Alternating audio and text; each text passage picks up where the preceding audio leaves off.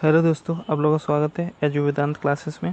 आज का जो लेक्चर होने वाला क्लास 10th के चैप्टर नंबर फर्स्ट, जिसका नाम है यूरोप में राष्ट्रवाद। आप लोगों को पता है यूरोप में राष्ट्रवाद चैप्टर नंबर फर्स्ट है क्लास 10th का, हिस्ट्री का। ठीक है, हिस्ट्री का, सोशल साइंस में हिस्ट्री जो पार्ट है उसका चैप्टर नंबर फर्स्ट है यूरोप में राष्ट्रवाद। तो आइए शुरू करते हैं बिना वक्त गवाए। इसमें कुछ इंपॉर्टेंट क्वेश्चन आंसर के बारे में जानेंगे। आइए देखते हैं सारे क्वेश्चन आंसर के बारे में जो बड़े बड़े आते हैं आप लोगों को। बहुविकल्पी इसमें नहीं है, लेकिन बहुत बड़े बड़े क्वेश्चनों के बारे में आइए चेक करते हैं। तो चलिए बिना वक्त गवाए शुरू करते हैं। राष्ट्रवाद क्या चीज़ होता है वो देख लेते हैं। फिर राष्ट्रवाद के प्रति निष्ठा। ठीक है, राष्ट्र के प्रति निष्ठा। ठीक है, इसमें राष्ट्र के प्रति निष्ठा होता है। तो आइए आगे पढ़ते हैं। राष्ट्रवाद क्या है? राष्ट्र के प्रति निष्ठा, उसकी प्रगति और उसके प्रति सभी नियम आदेशों का बनाए रखना राष्ट्रवाद कहलाता है। तो आइए राष्ट्रवाद क्या क्या है वो देखती है।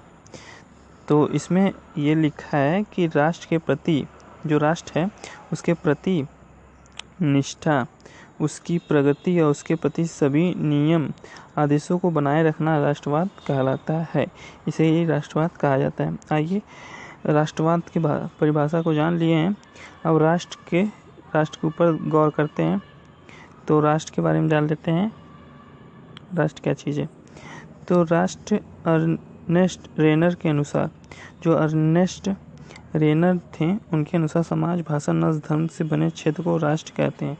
जो धर्म और भाषा और नस्ल के बने क्षेत्र होते हैं उन्हें ही राष्ट्र कहा जाता है। ये अर्नेस्ट रेनर थे उनके अनुसार था। ठीक है, ये थोड़ा वॉल्यूम है, उसको इग्नोर कीजिएगा क्योंकि ये ट्रक ज़्यादा चलते हैं। तो आइए नारीवाद के बारे में जान लेते हैं। नारीवाद क्या है? ठीक है, नारीवाद ये हिस्ट्री चैप्टर फर्स्ट आ जा रहा है, लोगों उसको थोड़ा इग्नोर कीजिएगा। नारीवाद स्त्री पुरुषों की सामाजिक, आर्थिक एवं राजनीतिक सोच के आधार पर महिलाओं के अधिकार नारीवाद कहलाते हैं। ठीक है, क्या है कि स्त्री पुरुषों की सामाजिक, आर्थिक एवं राजनीतिक सोच के आधार पर महिलाओं का अधिकार नारीवाद कहलाता है। अब आइए आगे चलते हैं, आगे देखते हैं क्या चीज़ है, कैसे। अब एक क्वेश्चन है, ये देखिए क्वेश्चन क्या है। नारीवाद की स्थापना किसने की? नारीवाद की स्थापना किसने की क्वेश्चन है। तो इसका उत्तर जान लेते हैं। इसका उत्तर है लुईन ऑटो पीटरसन ने की थी। लुई ऑटो पीटरसन ने नारीवाद की स्थापना की थी। अब आइए आगे चलते हैं। यह एक स्त्री थी जिसने नारीवाद की स्थापना की थी, जो लुई ऑटो पीटर्स।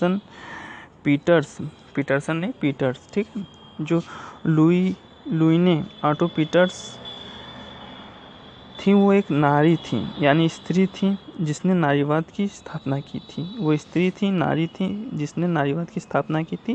और किसने? लुईने ऑटो पीटर्स ने की थी। अब आइए आगे चलते हैं। आगे नेक्स्ट क्वेश्चन क्या है? बिस्मार्क कौन था? ठीक है, बिस्मार्क कौन था, उसने सबसे बड़ी उपलब्धि क्या थी? बिस्मार्क क्या था, कौन था, उनकी सबसे बड़ी उपलब्धि क्या थी? ठीक है, तो आइए इसके उत्तर जान लेते हैं। बिस्मार्क एक महान कूटनीतिज्ञ था जिसकी सबसे बड़ी उपलब्धि जर्मनी का एकीकरण था। ठीक है, बिस्मार्क जो था वो उसके कूटनीतिज्ञ था जिसकी सबसे बड़ी उपलब्धि बिस्मार्क का एकीकरण था। आइए अब आगे चलते हैं। आगे क्या है? फ्रांसीसी क्रांति और राष्ट्र का विकास। फ्रांसीसी क्रांति और राष्ट्र के विकास के बारे में जान लेते हैं। ठीक है, फ्रांसीसी क्रांति क्या हुई थी, राष्ट्र का विकास उसमें क्या हुआ था। फ्रांसीसी, पहला पॉइंट डाल के, फ्रांसीसी क्रांति की शुरुआत 1789 ईस्वी में हुई थी। सबको पता है, आपको चैप्टर भी अच्छे से पता होगा। तो फ्रांसीसी क्रांति की शुरुआत 1789 ईस्वी में हुई थी। इसके बाद दूसरा पॉइंट है। ठीक है, दूसरा पॉइंट जान लीजिए। दूसरा पॉइंट है, फ्रांसीसी क्रांति में सभी लोगों की मांग थी कि राजतंत्र को हटाकर प्रजातंत्र बनाया जाए। तो फ्रांसीसी क्रांति में सभी लोगों की मांग थी कि राजतंत्र को हटाकर प्रजातंत्र लाया जाए, जिसमें प्रजा का सत्ता पे अधिकार हो, ना कि राजा का सत्ता पे अधिकार हो। उसे ही प्रजातंत्र कहा जाता है। और तीसरा पॉइंट क्या है, प्रेस की भाषा को राष्ट्र की भाषा घोषित किया जाए। जो प्रेस की भाषा होती है वो राष्ट्र की भाषा को घोषित किया जाए, ना कि किसी एक नागरिक की भाषा को घोषित किया जाए, जैसे कि आप लोगों को पता होगा। आइए अब चौथा पॉइंट देख लेते हैं। स्कूल या छात्रों के लिए एक क्लब की स्थापना की गई जिसका नाम जैकोबिन क्लब रखा गया। ठीक है, एक क्लब की स्थापना की गई जिसे जैकोबिन क्लब रखा गया, जो कि सभी छात्रों और स्कूल के बच्चों के लिए किया गया था। और पांचवा लास्ट क्या है, सभी भाषा का किराया की एक व्यवस्था किया गया। सभी भाषा तथा किराया की एक व्यवस्था किया गया।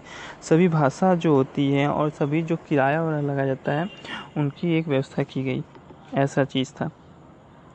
आइए अब नेक्स्ट क्या है, फ्रांस की क्रांति के प्रमुख कारण क्या थे। फ्रांस की क्रांति के प्रमुख कारण जान लेते हैं। फ्रांस की क्रांति के तो इसमें था पहला, अयोग्य शासन।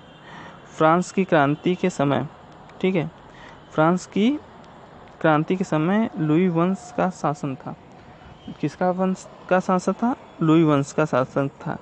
और जो जिद्दी तथा कर्तव्यहीन शासक था, जो जिद्दी था और कर्तव्यहीन शासक था, ये सुधारों का पक्षधर नहीं था। ये सुधारों का पक्षधर नहीं था, इसलिए इसकी जनता विरोध कर रही थी। तो अयोग्य शासक था। जो फ्रांस की प्रमुख क्रांति का प्रमुख कारण क्या था, उसमें पहला था अयोग्य शासक था। ठीक है, अयोग्य शासक में वो फ्रांस की क्रांति के समय लुई वंश का शासक था, जो जिम्मेदार शासक नहीं था।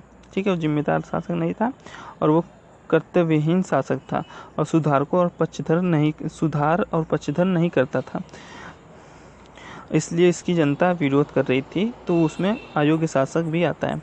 और दूसरा आता है क्या, मध्य वर्ग। ठीक है, दूसरा यहाँ पर औद्योगिक क्रांति होने के कारण मध्य वर्ग का उदय हो गया था। ठीक है, औद्योगिक क्रांति होने का उसमें मध्य वर्ग का उदय हो गया था, जिसमें छोटे उद्योगपति, डॉक्टर, वकील, अध्यापक वाले अधिकारी आते थे। यह वर्ग नवीन विचारों और राष्ट्रीय भावना से ओतप्रोत था। ठीक है, ओतप्रोत था। मध्य वर्ग दूसरा प्रमुख कारण था, मध्य वर्ग। ये जो कि औद्योगिक क्रांति होने के कारण उसमें मध्य वर्ग का उदय हो गया था, जिससे कि छोटे उद्योगपति, डॉक्टर, वकील, अध्यापक वाले अधिकारी आते थे। यह वर्ग नवीन विचारों और राष्ट्रीय भावनाओं से ओतप्रोत था। तीसरा कारण क्या था? तीसरा कारण जानते हैं, आम जनता की दयनीय स्थिति। आम जनता की दयनीय स्थिति इस समय दैनिक स्थिति क्या थी? इस समय शासक उच्च वर्ग और कुलीन वर्ग जहाँ विलासितापूर्ण जीवन व्यतीत करते थे। विलासितापूर्ण माने विलास वाला, वैभव और पैसों वाला जो जीवन व्यतीत करते थे, वही आम जनता की स्थिति बड़ी दयनीय थी। उच्च वर्ग के लोग बहुत अच्छे जीवन जीते थे और निम्न वर्ग की जो जीवन यापना थी वो बहुत ही कठिन और बहुत ही कठिनाइयों से गुजरती थी। तो आम जनता की दयनीय स्थिति तीसरा प्रमुख कारण था। और आइए आगे देखते हैं, चौथा देखिए, आइए चौथा देखते हैं। चौथा क्या है? स्वतंत्रता का प्रतिबंध। ठीक है, इसमें भी एक था जो फ्रांस की क्रांति का मुख्य कारण था, उसमें स्वतंत्रता पर प्रतिबंध भी बहुत ही मुख्य कारण निभाता है। ठीक है, तो आइए जान लेते हैं इसमें क्या था। इसमें फ्रांसीसी सरकार ने लोगों की स्वतंत्रता पर कई प्रकार के प्रतिबंध लगा रखे थे। कौन कौन से प्रतिबंध थे? यहाँ तक कि उनके धार्मिक विश्वासों पर भी प्रतिबंध लगे हुए थे, जिनका जो फ्रांसीसी क्रांति का प्रमुख कारण था उसमें ये सब क्रांति आती हैं। देख लेते हैं कौन कौन से प्रमुख कारण थे। फिर से फ्रांसीसी क्रांति के प्रमुख कारण थे अयोग्य शासक, मध्य वर्ग, आम जनता की दयनीय स्थिति और स्वतंत्रता पर प्रतिबंध। ठीक है, इनके बारे में आपको अच्छे से दिखा दिया गया, ये नोट्स के प्रति आपको समझा दिया गया। इससे बढ़िया, इससे बाहर से आपको अच्छे से नोट्स कोई नहीं बना के दे सकता है। नेपोलियन का शासन। ठीक है, नेपोलियन का शासन के बारे में जान लेते हैं। नेपोलियन का शासन क्या था, तो आइए देखते हैं नेपोलियन का शासन। तो इसमें देखिए क्या है, पहला पॉइंट के हिसाब से देखिएगा। जब नेपोलियन ने फ्रांस पर अपना शासन चलाया तो प्रजातंत्र को हटाकर राजतंत्र की स्थापना कर दिया। ठीक है, प्रजातंत्र को हटाकर राजतंत्र ला दिया। गुलामी सबको करवाने लगा। कानून के सामने सबको बराबर अधिकार रखना, ये ठीक है, तो कानून के सामने सबको बराबर अधिकार रखना लागू कर दिया। तीसरा, संपत्ति के अधिकार को सुरक्षित बनाया, संपत्ति के अधिकार को सुरक्षित बना दिया था। और चौथा क्या, भू दासत्व और जागीरदारी शुल्क से मुक्ति दिया, ठीक है। और चौथा क्या है, सभी वर्ग को समान रखा। चौथा पांचवा है, पांचवा पॉइंट है सभी वर्ग को समान रखा। ये देख लीजिए कि 5 जो पॉइंट थे नेपोलियन का शासन लाने के बाद क्या हुआ। जब नेपोलियन ने फ्रांस पर अपना शासन चलाया तो प्रजातंत्र को हटाकर राजतंत्र की स्थापना की। और दूसरा, कानून सामने सबको बराबर अधिकार रखा। और तीसरा, संपत्ति के आधार को सुरक्षित बनाया। और चौथा, भू दासत्व और जागीरदारी शुल्क से मुक्ति दिया। और पांचवा, सभी वर्ग को समान रखा। अब आइए क्वेश्चन देख लेते हैं। क्वेश्चन क्या है, तो क्वेश्चन ऐसा कुछ है कि अपने शासन वाले क्षेत्रों में शासन व्यवस्था को ज़्यादा कुशल बनाने के लिए नेपोलियन ने क्या बदलाव किए। नेपोलियन ने अपने शासन व्यवस्था को ज़्यादा कुशल बनाने के लिए क्या बदलाव किए थे, तो आइए देख लेते हैं क्या बदलाव किए थे नेपोलियन द्वारा किए गए सुधार। क्या क्या सुधार थे, तो उत्तर है, अपने शासन वाले क्षेत्रों में शासन व्यवस्था को ज़्यादा कुशल बनाने के लिए नेपोलियन ने निम्न बदलाव किए थे। कौन कौन से बदलाव किए थे, तो पहला, शासन संबंधित सुधार, ठीक है। शासन संबंधित सुधार क्या था, नेपोलियन ने शासन व्यवस्था को व्यापकता और कार्य क्षमता से सिद्धांतों पर आधारित, ठीक है, सिद्धांतों पर आधारित थी, सभी को समान शासन दिया। दूसरा था क्या, आर्थिक सुधार। आर्थिक सुधार, नेपोलियन ने पेरिस में बैंक ऑफ फ्रांस की स्थापना कराई, ठीक है, बैंक ऑफ फ्रांस की स्थापना कराई। मजदूरों का वेतन निश्चित किया और चोर बेजारी सट्टेबाजी की जो चोर बाजारी थी और सट्टेबाजी थी उन सबको समाप्त किया। और धार्मिक सुधार लाए, ठीक है। तीसरा, धार्मिक सुधार, नेपोलियन ने अपने देशवासियों को धार्मिक स्वतंत्रता प्रदान करने का प्रयत्न किया, ठीक है, ये सब किया। चौथा, दंड विधान, नेपोलियन दंड विधान को कठोर बनाया। जूरी प्रथा और मुद्रित पत्रों को पुनः प्रारंभ किया, जो कि वो थी खत्म हो चुकी थी। शिक्षा, और चौथा क्या, शिक्षा संबंधित सुधार किए। नेपोलियन ने शिक्षा के क्षेत्र में महत्वपूर्ण सुधार किए। उसने फ्रांस में राष्ट्रीय शिक्षा की नींव डाली और पेरिस में एक विश्वविद्यालय की स्थापना की, ऐसे थी, ठीक है, उन सब की स्थापना की थी। अब आइए आगे देखते हैं। मेरी नेक्स्ट क्वेश्चन क्या है, मेरियन और जर्मेनिया कौन थे, जिस तरह उन्हें चित्रित किया गया था उनका क्या महत्व था। मेरियन और जर्मेनिया कौन थे, जिस तरह उन्हें चित्रित किया गया था उनका क्या महत्व था, तो आइए जान लेते हैं। मेरियन, यह एक लोकप्रिय नाम है, अतः फ्रांस ने अपने स्वतंत्रता के नारी प्रतीक को यही नाम दिया। इनके चिन्ह स्वतंत्रता और गणतंत्र के प्रति लाल टोपी, तिरंगा और कलगी थे। मेरियन, ठीक है, मेरियन की प्रतिमाएं चौराहे और अन्य महत्वपूर्ण स्थानों पर लगाई गई। मेरियन का क्या था। अब जर्मेनिया के बारे में जान लेते हैं। यह जर्मन राष्ट्र की नारी रूपक थी। रूढ़ अभिव्यक्तियों में वह बलूत वृक्ष के पत्तों का मुकुट पहनती, ठीक है, पहनती हैं, क्योंकि जर्मनी में बलंतु वीरता का प्रतीक है। उसने हाथ में जो तलवार पकड़ी थी, ठीक है, उसने जो हाथ में तलवार पकड़ी थी उस पर जर्मन राइन की रक्षा करती है लिखा हुआ है। ये चीज़ है, ये इतना इम्पोर्टेंट नहीं है, वो उतना पूछेगा भी नहीं, ठीक है, इसलिए उसको थोड़ा स्किप करके आगे निकल लेते हैं। अब आइए नेक्स्ट क्वेश्चन, जर्मनी एकीकरण की प्रक्रिया का संक्षेप में पता लगाइए। ये क्वेश्चन पूछ सकता है, ठीक है, जर्मनी के एकीकरण की प्रक्रिया का संक्षेप में पता लगाएं। क्या पता लगा सकते हैं, आइए देखते हैं, ठीक है। जर्मनी का एकीकरण, आंसर देख लेते हैं, जर्मनी का एकीकरण, ठीक है। जर्मनी का एकीकरण क्या है? तो पहला 1862 ईस्वी में ऑटो वॉन बिस्मार्क प्रसा का चांसलर बना। दूसरा, बिस्मार्क ने रक्त लौह की नीति से जर्मनी का एकीकरण किया। रक्त और लौह की नीति से जर्मनी का एकीकरण कर दिया। ठीक है, जर्मनी का एकीकरण कर दिया। तीसरा, 18 जनवरी 1871 ईस्वी की वर्साय के महल में, ठीक है, वर्साय के महल में प्रसा के राजा विलियम प्रथम को जर्मनी का सम्राट घोषित किया गया। ये था 3 पॉइंट, बहुत ही अच्छी है। ठीक है, ये 3 पॉइंट याद कर लीजिए। जर्मनी के एकीकरण में 1862 ईस्वी में ऑटो वॉन बिस्मार्क प्रसा का चांसलर बना।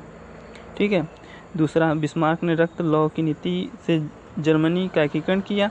तीसरा, 18 जनवरी 1871 को वर्साय के महल में प्रसा के राजा विलियम प्रथम को जर्मनी का सम्राट घोषित कर दिया गया।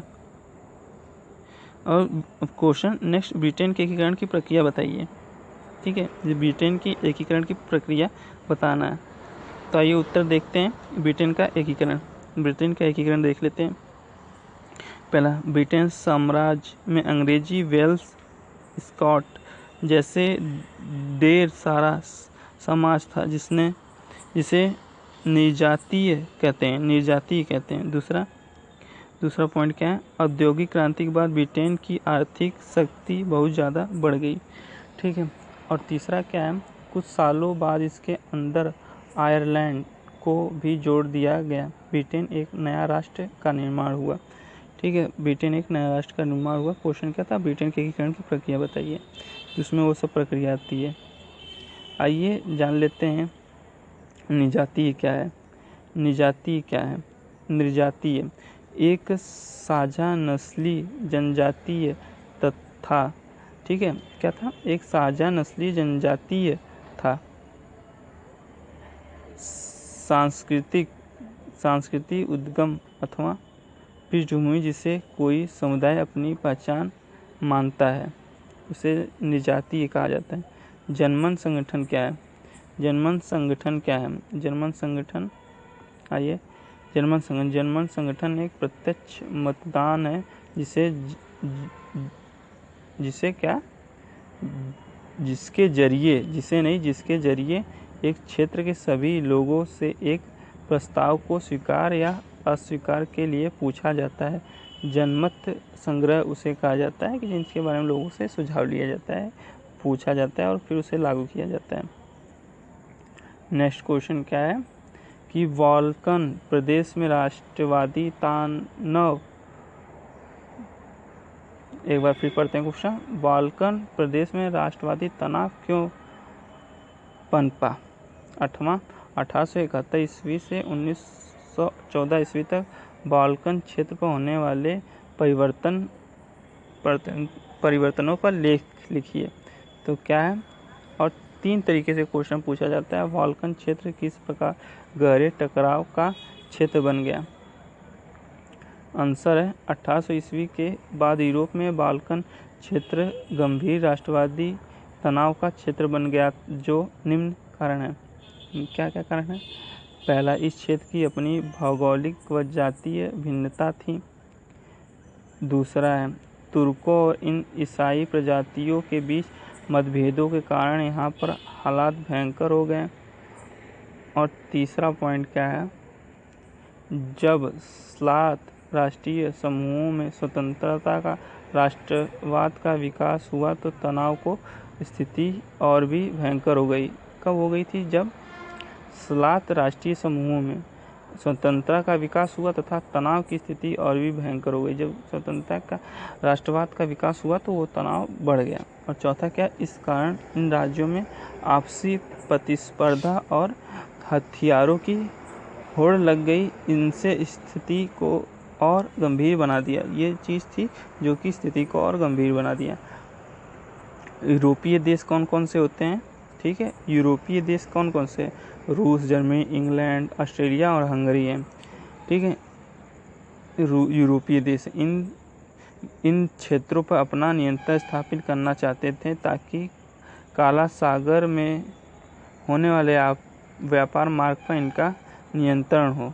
ठीक है। जो यूरोपीय देश होते हैं ये इन सभी क्षेत्रों पे नियंत्रण करना चाहते थे। जो बाल्कन क्षेत्र थे वो इसी पे आते हैं। ठीक है। अब जर्मनी के एकीकरण को संक्षेप में पता लगाएं। ये क्वेश्चन ऊपर भी पढ़ चुके हैं। आइए अब इस क्वेश्चन को हम सेकंड पार्ट में करते हैं। ठीक है। सेकंड पार्ट में इसको देखेंगे क्योंकि अभी बहुत ढेर सारे देखिए जर्मनी का एकीकरण है। फिर इसके बाद इटली के एकीकरण को समझाइए। फिर इसके बाद इटली के बेल्जियम किस देश की अधीन था। नेपोलियन संहिता से क्या आशय है। वियना कांग्रेस के फलस्वरूप यूरोप में क्या हुआ। ठीक है। वियना संधि की विशेषताओं का वर्णन किए। अभी ये बहुत ही क्वेश्चन है, ये बहुत लंबा पीडीएफ है। ठीक है। आप लोगों के लिए यूनानी संत फ्रैंकफर्ट संसद राष्ट्रीय संगठन महिलाओं की भूमिका ये सब अभी आएंगे आप लोगों के लिए आगे हैं। तो चलिए चैनल को सब्सक्राइब कीजिए और ये देखने के लिए आप इस वीडियो के दोबारा खोल के इसमें लिंक दे सकते हैं। जब सेकंड पार्ट आ जाएगा तो इस वीडियो में पड़ जाएगा लिंक। ठीक है। तब तक के लिए मिलते हैं सेकंड पार्ट में। ब्रिटेन के एकीकरण के बारे में जानेंगे। ठीक है। और जर्मनी के एकीकरण के बारे में जानेंगे। सबके एकीकरण के बारे में जानेंगे। और यहाँ तक तो हम लोग पढ़ चुके हैं। अब जर्मनी के एकीकरण को संक्षेप में पता लगाइए। ये यहाँ से देखना है। जर्मनी के एकीकरण को संक्षेप में पता लगाइए। तो चलिए मिलते हैं नेक्स्ट सेकंड पार्ट में।